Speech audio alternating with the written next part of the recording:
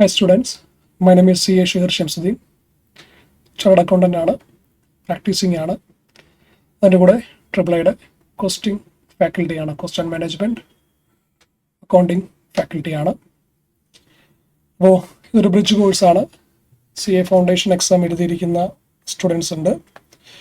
അതുപോലെ തന്നെ direct entry സ്കീമിൽ സ്റ്റുഡൻസ് ഉണ്ട്. അപ്പോൾ അവരൊക്കെ ഒരു CA എന്ന് പറയുന്ന ഇന്ത്യയിൽ തന്നെ ഏറ്റവും വലിയൊരു അക്കൗണ്ടിങ് കോഴ്സിലേക്ക് വരാൻ പോവുകയാണ്. ഓൾറെഡി ഇപ്പോൾ CA ഫൗണ്ടേഷൻ ഉള്ളവർ ഫസ്റ്റ് ലെവലിലെ എക്സാം എഴുതി നിൽക്കുകയാണ്.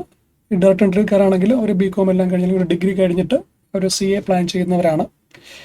അപ്പോൾ അവർക്ക് CA സബ്ജക്റ്റ് അല്ലെങ്കിൽ CAയിലുള്ള സബ്ജക്റ്റുകളെ പറ്റിയൊരു ഇൻട്രൊഡക്ഷനാണ് ഇവിടെ ഉദ്ദേശിക്കുന്നത്, ബ്രിഡ്ജ് കോഴ്സ് എന്ന് പറഞ്ഞിട്ട്.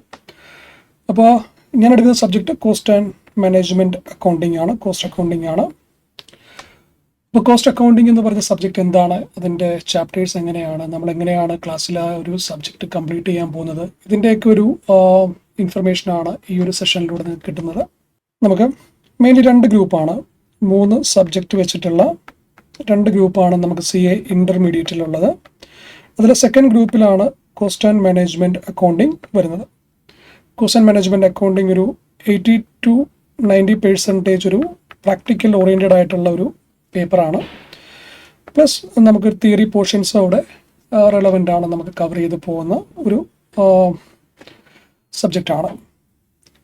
അപ്പോൾ ഈ ഒരു കോസ്റ്റ് ആൻഡ് മാനേജ്മെൻറ്റ് അക്കൗണ്ടിങ് ഞാൻ പറയും സെക്കൻഡ് ഗ്രൂപ്പിലെ ഏറ്റവും ഹൈ മാർക്ക് സ്കോർ ചെയ്യാൻ പറ്റിയ ഒരു സബ്ജക്റ്റാണ് കോസ്റ്റ് ആൻഡ് മാനേജ്മെൻറ്റ് അക്കൗണ്ടിങ്.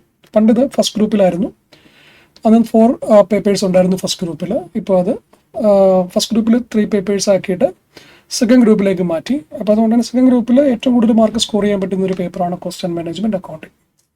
അപ്പോൾ എന്താണ് കോസ്റ്റ് ആൻഡ് മാനേജ്മെൻറ്റ് അക്കൗണ്ടിങ് എന്നതിൻ്റെ ഒരു ബ്രീഫ് ഇൻട്രൊഡക്ഷൻ ഞാൻ തരാം. ഒരു മാനുഫാക്ചറിങ് കൺസേൺ ആയിക്കോട്ടെ, അല്ലെങ്കിൽ ഒരു സർവീസ് പ്രൊവൈഡ് ചെയ്യുന്ന കമ്പനികളായിക്കോട്ടെ. ഇനി എക്സാമ്പിൾ പറഞ്ഞാൽ ഒരു മാനുഫാക്ചറിങ് കമ്പനി എടുത്താൽ, ഒരു മാനുഫാക്ചറിങ് കമ്പനിക്ക് ഒരു പ്രൊഡക്റ്റ് ഉണ്ടാവും, അവർ സെയിൽ ചെയ്യാൻ വേണ്ടി അവർ പ്രൊഡ്യൂസ് ചെയ്യുന്ന ഒരു പ്രൊഡക്റ്റ് ഉണ്ടാവും. ഇപ്പോൾ ഈ ലോകത്ത് നമ്മൾ കുറേ അധികം ഐറ്റം അല്ലെങ്കിൽ എല്ലാ ഐറ്റവും നമ്മൾ പർച്ചേസ് ചെയ്യുകയാണല്ലേ. ആസ് എ കൺസ്യൂമർ അല്ലെങ്കിൽ കസ്റ്റമർ നമ്മൾ എന്ത് ചെയ്യുന്നു, ഐറ്റംസ് പർച്ചേസ് ചെയ്യുന്നു. നിങ്ങളുടെ കയ്യിലുള്ള മൊബൈൽ ആയിക്കോട്ടെ, അല്ലെങ്കിൽ നിങ്ങൾ യൂസ് ചെയ്യുന്ന എന്ത് ഐറ്റംസ് ആണെങ്കിലും, ഒരു iPad ആയിക്കോട്ടെ, എന്ത് ഐറ്റംസ് ആണെങ്കിലും നിങ്ങൾ പർച്ചേസ് ചെയ്യുന്നതാണ്. അപ്പോൾ അതിനൊരു മാനുഫാക്ചർ ഉണ്ടായിരിക്കണം, അത് പ്രൊഡ്യൂസ് ചെയ്യുന്നൊരു മാനുഫാക്ചർ ഉണ്ടായിരിക്കണം. അപ്പോൾ ഒരു പ്രൊഡക്ഷൻ എന്ന് പറയുന്ന ഒരു ഐറ്റം വരുമ്പോൾ അവിടെ ഒരു മാനുഫാക്ചറർ വേണം. ആ മാനുഫാക്ചറർ ആ പ്രൊഡക്റ്റിന് എത്ര സെല്ലിംഗ് പ്രൈസാണ് ഫിക്സ് ചെയ്യുന്നത്, ആ മാനുഫാക്ചറർ ആ സെല്ലിംഗ് പ്രൈസ് അല്ലെങ്കിൽ ആ ഒരു പ്രൊഡക്റ്റിന് എത്ര സെല്ലിംഗ് പ്രൈസ് ആണ് ഫിക്സ് ചെയ്യുന്നത്. ഇത് ഫൈൻഡ് ഔട്ട് ചെയ്യാൻ വേണ്ടിയിട്ട് നമ്മൾ യൂസ് ചെയ്യുന്ന ഒരു അക്കൗണ്ടിങ് ടെക്നിക്കാണെന്ത്, കോസ്റ്റ് ആൻഡ് മാനേജ്മെൻറ്റ് അക്കൗണ്ടിങ് അല്ലെങ്കിൽ കോസ്റ്റ് അക്കൗണ്ടിങ്. മനസ്സിലാക്കുക, ഒരു മാനുഫാക്ചറർ അവർ സെയിൽ ചെയ്യുന്ന ഒരു ഗുഡ്സിന്, ഒരു ഫിനിഷ്ഡ് ഗുഡ്സിന് അവരെത്ര സെല്ലിംഗ് പ്രൈസ് ഫിക്സ് ചെയ്യുന്നു, അത് കണ്ടുപിടിക്കുന്ന ഒരു അക്കൗണ്ടിങ് അല്ലെങ്കിൽ ഒരു അക്കൗണ്ടിങ്ങിൻ്റെ ഒരു ബ്രാഞ്ചാണെന്ത്, കോസ്റ്റ് അക്കൗണ്ടിങ്. അപ്പോൾ അക്കൗണ്ടൻസിയുടെ പാർട്ട് തന്നെയാണ്, അക്കൗണ്ടൻസിയുടെ ഒരു പാർട്ട് തന്നെയാണ് ഒരു കോസ്റ്റ് അക്കൗണ്ടിങ്. അപ്പോൾ കോസ്റ്റ് അക്കൗണ്ടിങ്ങിൻ്റെ മെയിൻ ഒബ്ജക്റ്റീവ് എന്ന് വെച്ചാൽ സെല്ലിംഗ് പ്രൈസ് എന്ത് ചെയ്യണം, ഫിക്സ് ചെയ്യണം, പ്രൊഡക്റ്റുകളുടെ സെല്ലിംഗ് പ്രൈസ് ഫിക്സ് ചെയ്യണം. അപ്പോൾ ഇത് ഫിക്സ് ചെയ്യാൻ വേണ്ടിയിട്ട് നമ്മൾ കുറേ അധികം നമ്മളിപ്പോൾ ഒരു പ്രൊഡക്റ്റ് സെല്ല് ചെയ്യണമെങ്കിൽ അത് പ്രൊഡ്യൂസ് ചെയ്യണം. അത് പ്രൊഡ്യൂസ് ചെയ്യാൻ വേണ്ടി നമുക്ക് പല റിസോഴ്സുകളും വേണം അല്ലേ. മെയിൻ എന്ന് വെച്ചാൽ നമുക്ക് മെറ്റീരിയൽ എന്ന് പറഞ്ഞിട്ട്, അല്ലെങ്കിൽ ഒരു ടാഞ്ചിബിൾ ആയിട്ടുള്ള എന്തെങ്കിലുമാണ് നമ്മൾ പ്രൊഡ്യൂസ് ചെയ്യുന്നതെങ്കിൽ ഒരു മെറ്റീരിയൽ എന്ന് പറഞ്ഞൊരു സബ്സ്റ്റൻസ് വേണം. ഇനി അത് നമുക്ക് മേക്ക് ചെയ്യാൻ അറിയാവുന്ന ലേബേഴ്സ് വേണം.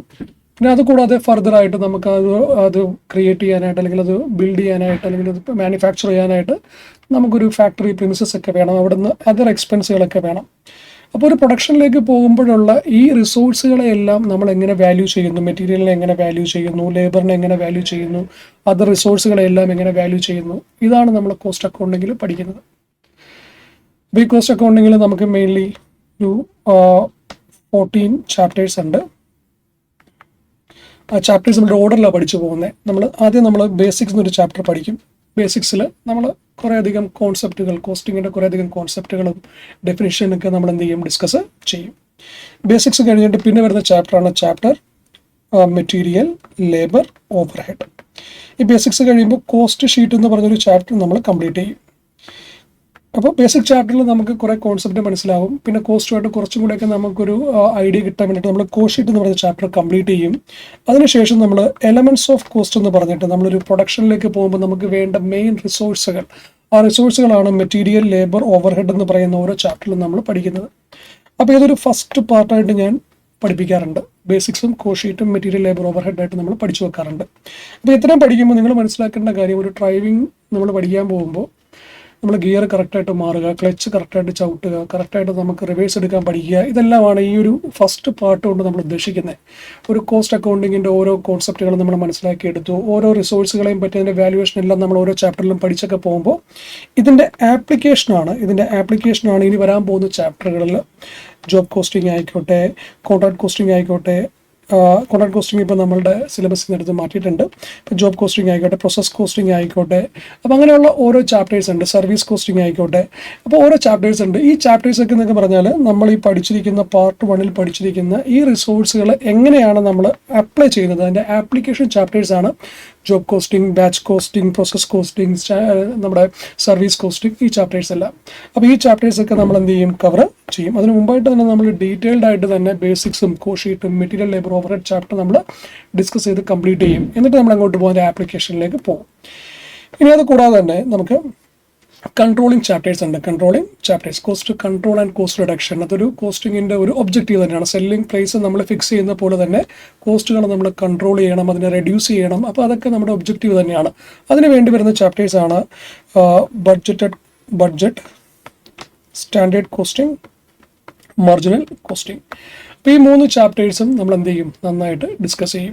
അതിനുശേഷം നമുക്ക് കോസ്റ്റ് അക്കൗണ്ടിങ്ങിൻ്റെ ഒരു ചാപ്റ്റർ ഉണ്ട്. അതുപോലെ തന്നെ നമുക്ക് ABC എന്ന് പറഞ്ഞൊരു ചാപ്റ്റർ ഉണ്ട്, ആക്ടിവിറ്റി ബേസ്ഡ് കോസ്റ്റ് ഓവർഹെഡ് ചാപ്റ്ററിൻ്റെ ഒരു അഡ്വാൻസ് ലെവൽ തിങ്കിങ് ആയിട്ടുള്ള ABC ചാപ്റ്റർ ഉണ്ട്. അപ്പോൾ ഇങ്ങനെ ചാപ്റ്റേഴ്സ് ഇങ്ങനെ കിടക്കുകയാണ്. അപ്പോൾ ഇതൊരു ജേണി പോലെയാണ്. നമ്മൾ ആദ്യം എന്ത് ചെയ്യും, പാർട്ട് 1 കംപ്ലീറ്റ് ചെയ്യും, എന്നിട്ട് അതിൻ്റെ ആപ്ലിക്കേഷൻ ചാപ്റ്റേഴ്സ് എല്ലാം കംപ്ലീറ്റ് ചെയ്യും. അത് ഇവിടെ ജോയിൻറ്റ് കോസ്റ്റിൻ്റെ ഒരു ചാപ്റ്റർ ഉണ്ട്, അതെല്ലാം കംപ്ലീറ്റ് ആവും. എന്നിട്ട് നമ്മൾ അങ്ങോട്ട് പോകും, നമ്മൾ കൺട്രോളിങ് ചാപ്റ്റേഴ്സിലേക്ക് പോകും. ലാസ്റ്റ് നമ്മൾ എന്ത് ചെയ്യും, നമ്മൾ ABC വെച്ചിട്ട് എൻഡ് ചെയ്യും. അപ്പോൾ ഇതൊരു ജേണിയാണ്. ആദ്യം നമ്മൾ പാർട്ട് 1 ചാപ്റ്റേഴ്സ് നന്നായിട്ട് പഠിച്ച്, അതിൻ്റെ ആപ്ലിക്കേഷൻ പഠിച്ച്, അതിൻ്റെ എൻഡിലുള്ള ചാപ്റ്റേഴ്സ് പഠിച്ച് പോകലാണ്. അപ്പോൾ ഇത് ഓരോ ചാപ്റ്ററും എന്താണ് ഡീറ്റെയിൽ ആയിട്ട് നമ്മൾ എല്ലാം കൂടെ കംപ്ലീറ്റ് ചെയ്യുമ്പോൾ ഒരു 200 to 220 ഹവേഴ്സ് വരും ഈ ഒരു സബ്ജക്റ്റ് നമ്മൾ കംപ്ലീറ്റ് ചെയ്യാൻ. ഇത് നമ്മൾ ഓഫ്ലൈനായിട്ടാണ് ക്ലാസ്സുകൾ കണ്ടക്ട് ചെയ്യുന്നത്. ക്ലാസ്സിൽ വന്ന് നിങ്ങൾക്ക് ഇരിക്കാം, ക്ലാസ്സിൽ വന്നിരുന്ന് പഠിക്കുകയാണ്. ഡൗട്ട് ഉണ്ടെങ്കിൽ നിങ്ങൾ ചോദിക്കുന്നു. അപ്പോൾ ആ രീതിയിലുള്ളൊരു ഇൻട്രാക്ഷനോടെയാണ് ക്ലാസ്സുകൾ മുന്നോട്ട് പോകുന്നത്. ക്ലാസ്സിൽ സ്റ്റുഡൻസുകൾക്ക് കംപ്ലീറ്റ് ആയിട്ട് നമ്മൾ എന്താണ് ഓരോ ടോപ്പിക്കും മനസ്സിലാക്കി കൊടുത്ത് അതിൻ്റെ പ്രോബ്ലംസ് എല്ലാം കംപ്ലീറ്റ് ചെയ്ത് എറൗണ്ട് നമ്മളൊരു 450 മുതൽ 500 പ്രോബ്ലംസ് വരെ നമ്മൾ എന്ത് ചെയ്യും, ക്ലാസ്സിൽ തന്നെ അത് കംപ്ലീറ്റ് ആവും. ഹോംവർക്ക് എന്നൊരു ഇഷ്യൂസ് ഒന്നുമില്ല. ജസ്റ്റ് എന്താണ് ക്ലാസ്സിൽ തന്നെ പ്രോബ്ലംസ് എല്ലാം കംപ്ലീറ്റ് ചെയ്ത് പോകുന്നൊരു രീതിയാണ് കോസ്റ്റ് അക്കൗണ്ടിങ്ങിൽ. അപ്പോൾ നിങ്ങൾ ഓരോരുത്തരും CA എന്ന് പറയുന്ന സ്വപ്നം കാണുന്നു. ഞാനും സ്വപ്നം കണ്ടിട്ടുണ്ട്, നിങ്ങളെ പോലെ തന്നെ സ്വപ്നം കണ്ടിട്ടുണ്ട്. അത് കഴിഞ്ഞിട്ട് അതിനുവേണ്ടി നമ്മൾ എന്ത് ചെയ്യുന്നു, കഷ്ടപ്പെടുന്നു, നന്നായിട്ട് ഹാർഡ് വർക്ക് ചെയ്യുന്നു, നന്നായിട്ട് പഠിക്കുന്നു. ഒരു ഡ്രീമാണല്ലേ, നമ്മുടെ ഒരു സ്വപ്നമാണ്. അപ്പോൾ അതിനെ ചേസ് ചെയ്യുന്നു, പുറകെ ചേസ് ചെയ്ത് പോകുന്നു. നമ്മുടെ ആ സമയം നമ്മൾ എത്ര ഇയർ ആണോ നമ്മൾ CAയിലേക്ക് സ്പെൻഡ് ചെയ്യേണ്ടത്, ഇപ്പോൾ ഒരു 4 to 5 ഇയർ, ആ ഇയേഴ്സ് നല്ല എഫക്റ്റീവായിട്ട് നിങ്ങൾ കൊടുത്തു കഴിഞ്ഞാൽ CA ഓക്കെയാണ്, CA കംപ്ലീറ്റ് ആകാൻ പറ്റും. അപ്പോൾ അതിൽ കോസ്റ്റ് അക്കൗണ്ടിങ്ങിൻ്റെ കാര്യത്തിൽ, ഇൻ്റർമീഡിയറ്റിൻ്റെ കോസ്റ്റ് അക്കൗണ്ടിങ്ങിൻ്റെ കാര്യത്തിൽ നിങ്ങൾ ടെൻഷൻ ആകേണ്ട കാര്യമില്ല. നമ്മൾ എന്ത് ചെയ്യും, ഏറ്റവും കൂടുതൽ സ്റ്റുഡൻസ് മാർക്ക് സ്കോർ ചെയ്യുന്നത് 94ഉം 93ഉം 90ഉം അല്ലെങ്കിൽ അതിന് മേളിൽ ഒരു അറ്റംപ്റ്റിൽ മോർ ദാൻ 100+ എക്സംഷൻ ഇട്ട് അല്ലെങ്കിൽ 60 മേളിൽ മാർക്കിട്ട് പല സ്റ്റുഡൻസ് പാസ്സായിട്ടുണ്ട്. അപ്പോൾ അതുകൊണ്ട് തന്നെ നിങ്ങൾ എന്ത് ചെയ്യേണ്ട കാര്യമില്ല, പറയേണ്ട കാര്യമില്ല. ഇനി ഇപ്പോൾ കോസ്റ്റിംഗ് മാത്രമല്ല, ട്രിപ്പിൾ ഓരോ സബ്ജക്റ്റുകളാണെങ്കിലും അത് ഹാൻഡിൽ ചെയ്യുന്നതെല്ലാം എക്സ്പെർട്ട് ആയിട്ടുള്ള ഫാക്കൽറ്റീസാണ്. ഇപ്പോൾ ഡയറക്റ്റ് ടാക്സ് എടുക്കുന്നത് ജസ്റ്റിസ് സാറാണ്, ഇൻഡയറക്റ്റ് ടാക്സ് അൻവർ സാറാണ്. അപ്പോൾ ഓരോ സബ്ജക്റ്റിനും അതിൻ്റെ ഏറ്റവും ടോപ്പ് പോസ്റ്റ് ആയിട്ടുള്ള ആൾക്കാരാണ് നമ്മുടെ ക്ലാസ് എടുക്കുന്നത്. ജസ്റ്റിസ് സാർ എന്ന് പറഞ്ഞാൽ എൻ്റെ ഫാക്കൽറ്റിയാണ്, എന്നെ പഠിപ്പിച്ച ഫാക്കൽറ്റിയാണ്. ഇവിടെ ഒരു ഫാക്കൽറ്റി പൂള് സെറ്റാണ്. ഇനി സ്റ്റുഡൻസാണ്, നിങ്ങൾ വരിക, ക്ലാസ്സിൽ അറ്റൻഡ് ചെയ്യുക. ഇതൊരു ജേണിയാണ്, ഞാൻ പറഞ്ഞല്ലോ. അതൊരു നിങ്ങൾക്ക് ഏറ്റവും നല്ല ഒരു സ്റ്റോറി കിട്ടും ഇവിടെ നിന്ന്, അല്ലെങ്കിൽ ട്രിപ്പിൾ ഐ നിങ്ങൾ പഠിച്ചിറങ്ങുമ്പോൾ ഏറ്റവും നല്ലൊരു സ്റ്റോറി, ഒരു പ്രൗഡായിട്ടൊരു മൊമെൻ്റ് ആയിരിക്കും. അതാണ് നമ്മുടെ പാസ്റ്റായിട്ടുള്ള പാസിംഗ് പേഴ്സൻറ്റേജും കാണിക്കുന്നത്. സ്റ്റുഡൻസുകൾ വരുന്നു, അവർ പഠിക്കുന്നു, അവർ പാസ്സാകുന്നത് കാണുമ്പോൾ നമുക്ക് സന്തോഷമാണ്. അതേ സന്തോഷം നമ്മൾ പാസ്സായതായിരുന്നു, ഇപ്പോൾ നമുക്ക് പാസ്സാക്കുന്നതാണ്. അപ്പോൾ എല്ലാവരും എന്ത് ചെയ്യുക, തീരുമാനങ്ങൾ എടുക്കുക. ട്രിപ്പിൾ ഐ സെറ്റാണ്, ഫാക്കൽറ്റീസ് എല്ലാവരും ഉണ്ടാവും. നിങ്ങളപ്പോൾ എന്ത് ചെയ്യുക, ഫൗണ്ടേഷൻ കഴിയുന്നവരാകട്ടെ, ഡയറക്റ്റ് എൻട്രി സ്കീമാകട്ടെ, നിങ്ങൾ ഓപ്ഷൻ ചൂസ് ചെയ്യുക, വരിക, ഇവിടെ ഉണ്ടാവും. ബൈ.